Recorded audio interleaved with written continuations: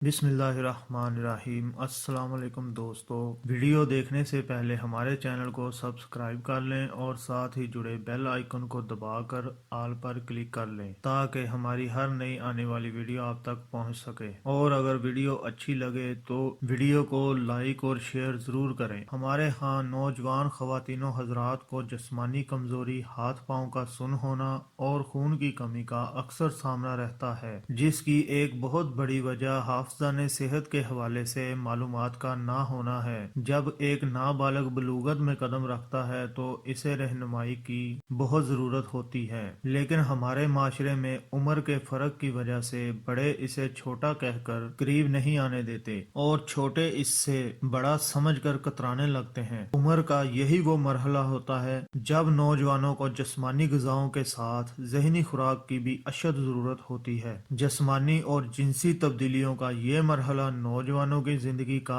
एक अहम मोड़ होता है और यहाँ इन्हें बदनी, ज़हनी, माशरी, अखलाकी और समाजी लिहाज से बहुत ज़्यादा रहनुमाई की ज़रूरत होती है। लेकिन मुनासिब माहौल और तालीम ना होने की वजह से हमारे अक्सर नौजवान अपनी बदनी और ज़हनी सलाहियतों से हाथ धो बैठते हैं। ऐसे तमाम नौजवान जिन्हें बदनी और ज़हनी कमज़ोरी की वजह से हाथ पाँव सुन होने का सामना है, वो सबसे पहले अपनी खुराक में से कोल्ड ड्रिंक्स, बेकरी मसनूआत, फास्ट फूड्स और तली बुनी और तेज़ मसाला जात से तैयार ग़िज़ाएँ निकाल दें। निहार मुंह, सैर और वर्जिश को अपने मामूल का लाजमी हिस्सा बनाएं। केले और खजूर का मिल्क शेक, घर के बने आलू चिप्स, उबले हुए चावल, मौसमी फलों के रस और हर किस्म की सब्जियां बाकसरत इस्तेमाल करें। जहनी थकावट और बदनी उकसाहट से बचने के लिए शरबत फुलाद के 2 चम्मच दिन में 2 बार खाने के बाद पीना शुरू करें। अपनी सोच और अप्रोच